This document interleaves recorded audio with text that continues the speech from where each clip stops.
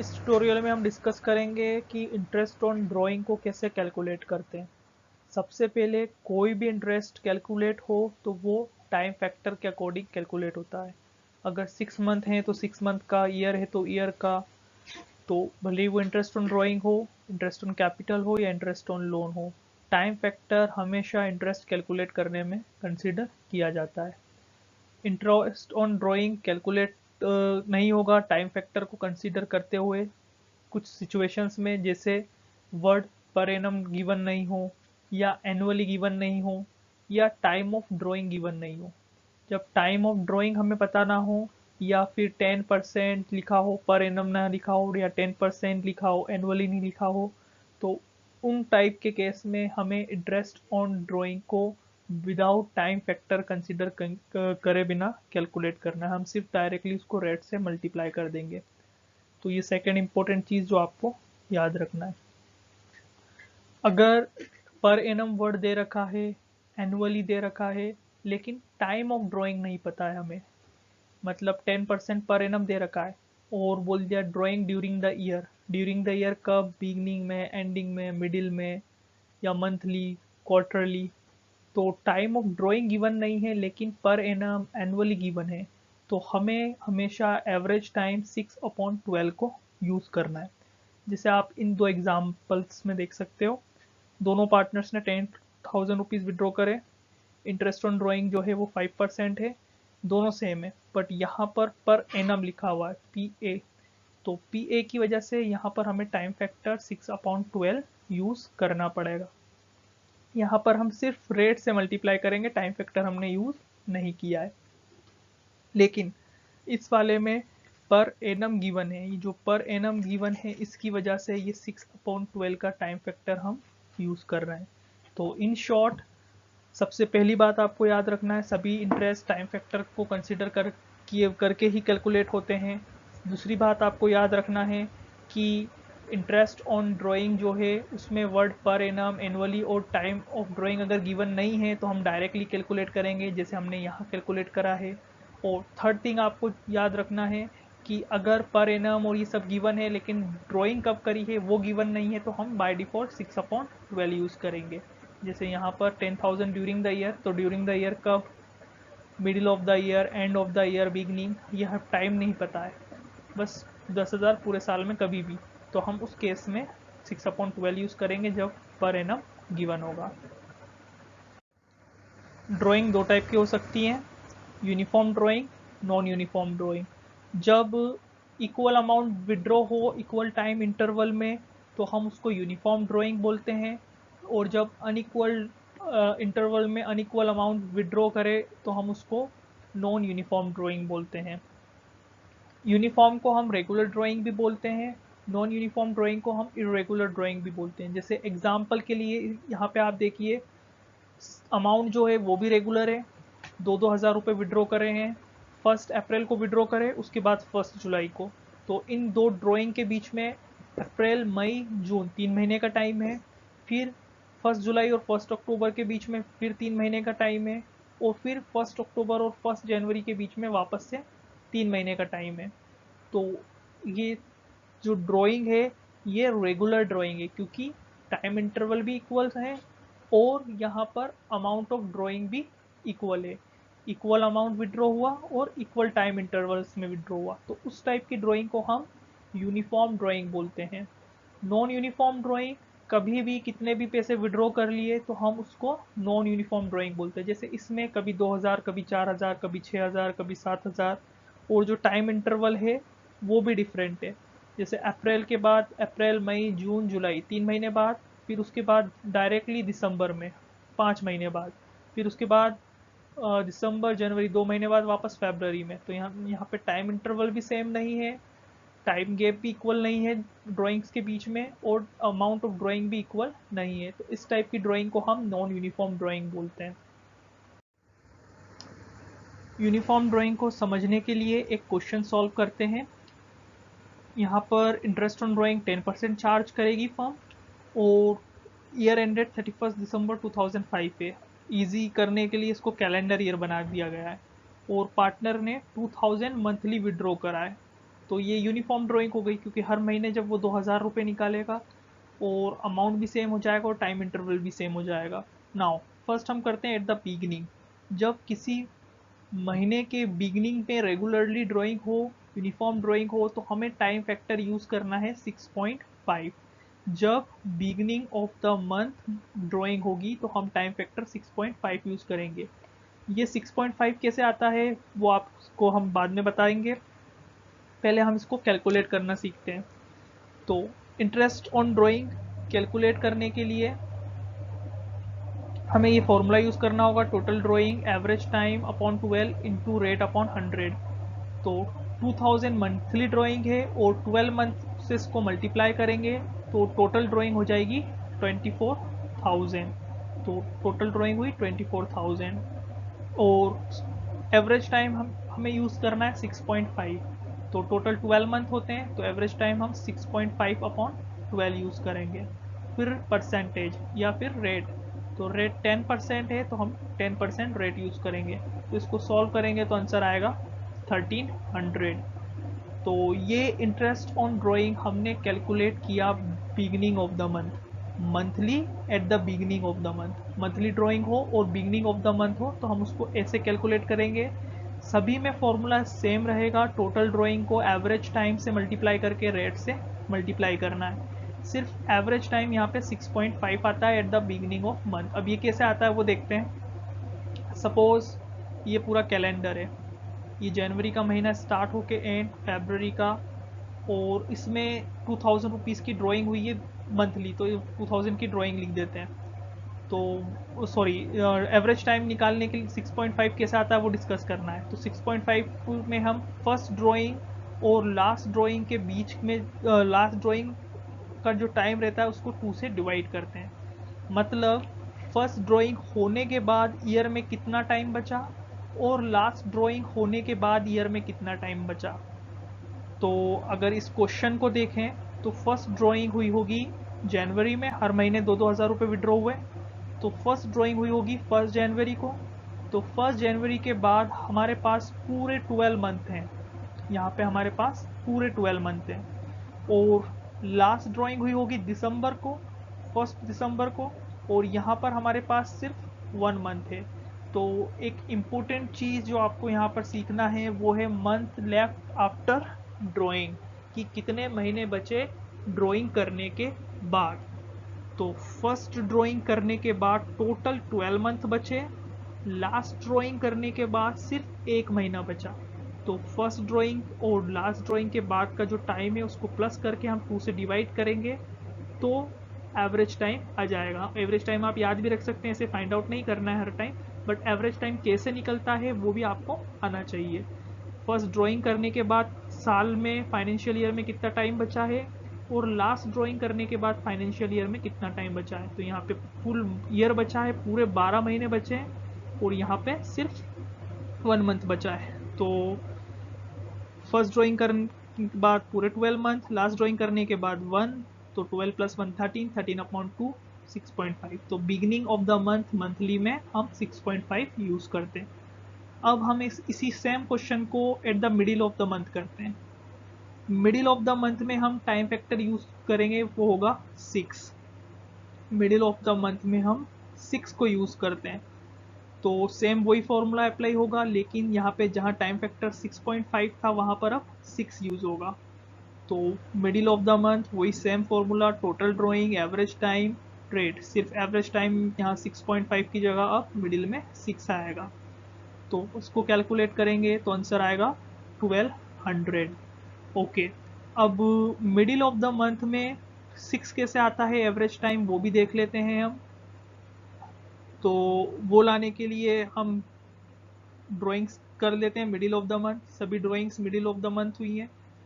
तो वापस से जो चीज़ आपको बताई थी, जो इम्पोर्टेंट चीज़ है कि फर्स्ट ड्राइंग हुए हुए कितना टाइम हुआ, तो यहाँ पर जनवरी और फरवरी के बीच में, मतलब जनवरी के 15 डेज होने के बाद फर्स्ट ड्राइंग हुई होगी।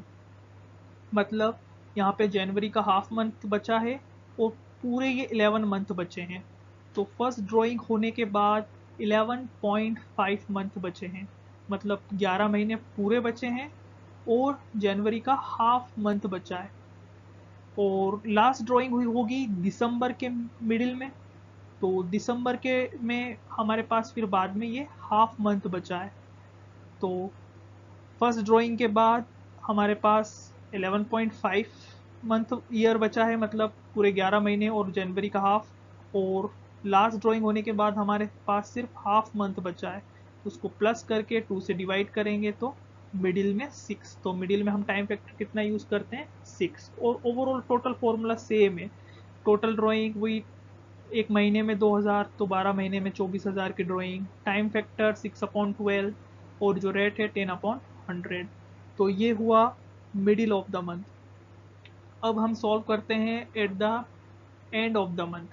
अगर एंड में अगर ड्राइंग होगी तो हमें क्या करना है, तो जब एंड में ड्राइंग होगी तो हम टाइम फैक्टर यूज़ करेंगे 5.5। हम 5.5 को यूज़ करेंगे। और इसको कैसे कैलकुलेट करते हैं, तो वही फॉर्मूला यूज़ होगा, total drawing average time upon 12 rate. अब यहाँ पर एवरेज टाइम में हमें 5.5 यूज़ करना है, तो फाइंड आउट करते हैं। तो इसका आंसर आएगा 1100। अब 5.5 हमने कैसे यूज़ किया है वो फाइंड आउट करते हैं। सेम वही लॉजिक यहाँ पर भी अप्लाई होगा कि फर्स्ट ड्राइंग होने के बाद कितना टाइम बचा है ईयर में, और लास्ट ड्राइंग होने के बाद कितना टाइम बचा है ईयर में। तो देखिए, जब एंड ऑफ द मंथ में ड्राइंग हुई तो जनवरी के एंड में ड्राइंग हुई। ये फरवरी में लग रही है लेकिन ये जनवरी के एंड में है।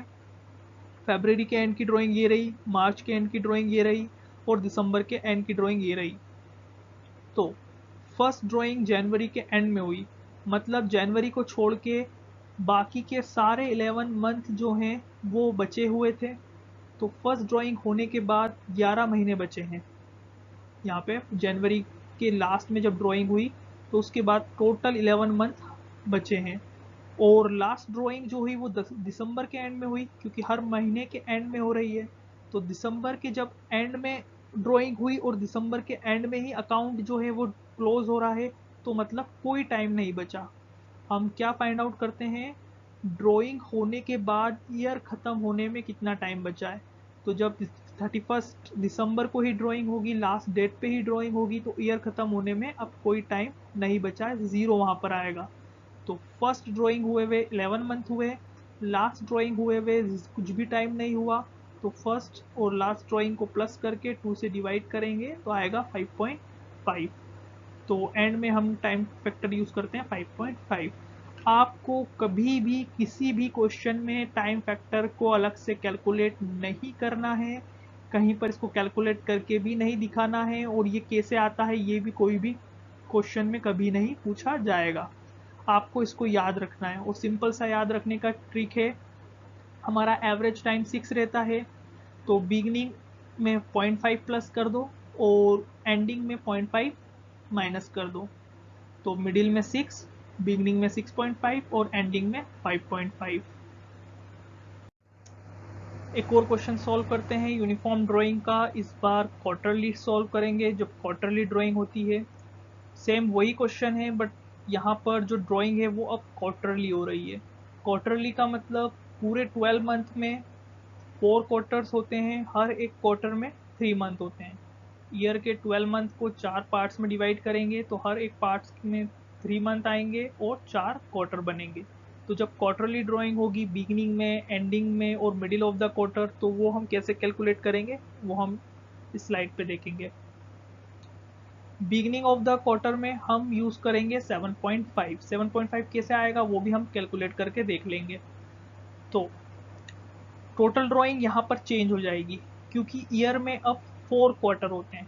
तो बाय मिस्टेक अगर आपने इसको 12 से मल्टीप्लाई करा तो आंसर रॉन्ग आएगा, क्योंकि ईयर में 4 क्वार्टर होते हैं और जब मंथली होता है तो 12 मंथ होते हैं, इसलिए हम 12 से मल्टीप्लाई करते हैं। तो यहाँ पे 2000 को हम मल्टीप्लाई करेंगे 4 से और यहाँ पर आएगा 8000। तो टोटल ड्राइंग हुई 8000। 8000 को टाइम फैक्टर 7.5 से मल्टीप्लाई करेंगे और जो रेट है वो 10%। तो आंसर आएगा 500। टोटल ड्राइंग को एवरेज टाइम से मल्टीप्लाई करके और रेट से मल्टीप्लाई करेंगे। एवरेज टाइम 7.5/12 और फिर रेट 10/100, तो ड्राइंग आएगी 500। नाउ यहाँ पर भी वही एक इम्पोर्टेंट चीज़ यूज़ होगी कि फर्स्ट ड्राइंग करे हुए कितना टाइम हुआ और सेकंड ड्राइंग करने के बाद कितना टाइम बचा है। मतलब फर्स्ट ड्राइंग करने के बाद ईयर में कितना टाइम बचा है और सेकंड ड्राइंग करने के बाद ईयर में कितना टाइम बचा है, उन दोनों को प्लस करके 2 से डिवाइड करेंगे जैसा हम मंथली में करते हैं। तो ये ईयर है।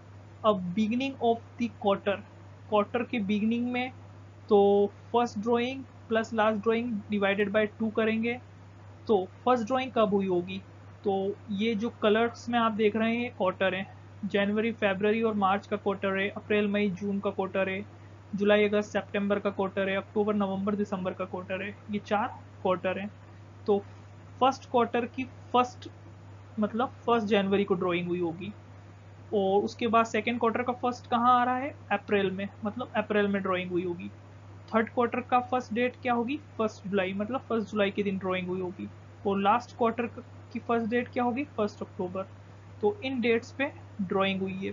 तो फर्स्ट ड्राइंग करने के बाद ईयर में कितना टाइम बचा है? पूरे 12 मंथ। और लास्ट ड्राइंग जो कि फर्स्ट अक्टूबर को हुई है, उसके बाद ईयर में कितना टाइम बचा है? तो पूरे 3 मंथ। तो फर्स्ट ड्राइंग के बाद 12 मंथ बचे हैं, लास्ट ड्राइंग के बाद 3 मंथ बचे हैं, तो 12 प्लस 3 और उसको 2 से डिवाइड करेंगे तो 7.5 आएगा। मतलब जब beginning of the quarter drawing होगी तो हम 7.5 यूज करेंगे। अब नेक्स्ट करते हैं हम at the middle of the quarter. जब ईयर के मिडिल में ड्राइंग होगी, मतलब सॉरी क्वार्टर के मिडिल में ड्राइंग होगी, तो वही सेम फॉर्मूला यूज़ होगा यहाँ पर भी, टोटल ड्राइंग एवरेज टाइम। और हमें जब middle of the quarter drawing होगी तो हमें यहाँ पर 6 यूज़ करना है। जब मिडिल ऑफ मंथ होती है तो भी हम 6 ही यूज़ करते हैं। तो टोटल ड्राइंग यहाँ पे भी 8000, लेकिन एवरेज टाइम यहाँ पर 6 हो जाएगा। तो यहाँ पर आंसर जो आएगा वो होगा 400। नाउ इम्पोर्टेंट चीज़ हमें ये देखना है कि यहाँ पर एवरेज टाइम 6 कैसे आता है। तो ये वापस से 4 क्वार्टर्स हैं। तो इन चारों क्वार्टर्स के बीच में ड्राइंग हुई है, मतलब जो फर्स्ट ड्राइंग हुई है वो इस क्वार्टर के मिडिल में हुई है, मतलब फेब्रुअरी के मिडिल में यहाँ पर ड्राइंग हुई होगी। मतलब आधा फेब्रुअरी होने के बाद और जब आधा फेब्रुअरी बचा होगा जब ड्राइंग हुई होगी। तो ये मिडिल में ड्राइंग है फेब्रवरी के बाद 15 डेज बाद, ये मई में 15 डेज बाद, ये पूरा एक क्वार्टर है। इस क्वार्टर के बीच में मतलब 15 मई को ये अगस्त पूरा एक क्वार्टर है। सॉरी, ये इस क्वार्टर का जो मिडिल है वो अगस्त का 15 है और इस क्वार्टर का जो मिडिल है वो नवंबर 15 है। तो अब हम कैलकुलेट करते हैं कि फर्स्ट ड्राइंग होने के बाद कितना टाइम बचा है। तो यहाँ पर फर्स्ट ड्राइंग होने के बाद 10.5 मंथ बचे। जनवरी का पूरा महीना चले गया, फरवरी का हाफ मंथ गया है, तो मतलब यहाँ से लेकर पूरा एंड तक 10.5 मंथ बचे। मतलब फर्स्ट ड्राइंग होने के बाद 10.5 मंथ बचे। लास्ट ड्राइंग लास्ट क्वार्टर के से मिडिल में हुई है, मतलब नवंबर 15 को। तो लास्ट ड्राइंग होने के बाद कितना टाइम बचा है? तो नवंबर का हाफ मंथ और दिसंबर का पूरा मंथ। तो लास्ट ड्राइंग होने के बाद 1.5 मंथ बचे हैं। तो फर्स्ट ड्राइंग होने के बाद 10.5, लास्ट ड्राइंग होने के बाद 1.5, उसको प्लस करके 2 से डिवाइड करेंगे तो मिडिल में हम यूज़ करेंगे 6। फिर 6 टाइम फैक्टर यूज़ होगा जब middle of the quarter drawing होगी। अब बात करते हैं at the end of the quarter. जब क्वार्टर के एंड में ड्राइंग होगी तो हम यूज़ करेंगे 4.5। फॉर्मूला जो है वो सेम ही रहने वाला है इंटरेस्ट ऑन ड्राइंग का, total drawing into average time 12 into rate upon 100। तो एंड में जब ड्राइंग होगी किसी भी क्वार्टर के एंड में तो ड्राइंग होगी, इसको कैलकुलेट करेंगे तो आंसर आएगा 300। अब हम देखते हैं कि जब क्वार्टर के एंड में ड्राइंग होगी तो ड्राइंग किस समय होगी। तो ये जो फर्स्ट क्वार्टर है इसका एंड हुआ अप्रैल, तो अप्रैल मतलब 31 मार्च या 1 अप्रैल एक ही बात है, तो 31 अप्रैल को ड्राइंग होगी। ये सेकेंड क्वार्टर है इसका एंड होगा 30 जून, तो 30 जून को ड्राइंग होगी। ये थर्ड क्वार्टर है इसमें ड्राइंग होगी 30 सितंबर। और ये लास्ट क्वार्टर है, लास्ट क्वार्टर के एंड में मतलब 31 दिसंबर। तो वही फॉर्मूला यूज़ होगा, फर्स्ट ड्राइंग और लास्ट ड्राइंग के बाद कितना टाइम बचा है। तो यहाँ पर फर्स्ट ड्राइंग 31 मार्च को हो रही है, उसके बाद 9 महीने बचे हैं। तो फर्स्ट ड्राइंग के बाद 9 मंथ बचे हैं। लास्ट ड्राइंग जो है वो 31 दिसंबर को हो रही है और 31 दिसंबर को ही अकाउंट जो है वो क्लोज हो रहा है।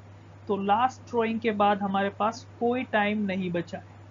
तो फर्स्ट ड्राइंग के बाद हमारे पास 9 मंथ बचे हैं, लास्ट ड्राइंग के बाद हमारे पास कोई टाइम नहीं बचा है, तो 9 प्लस 0 अपॉन 2 5.5।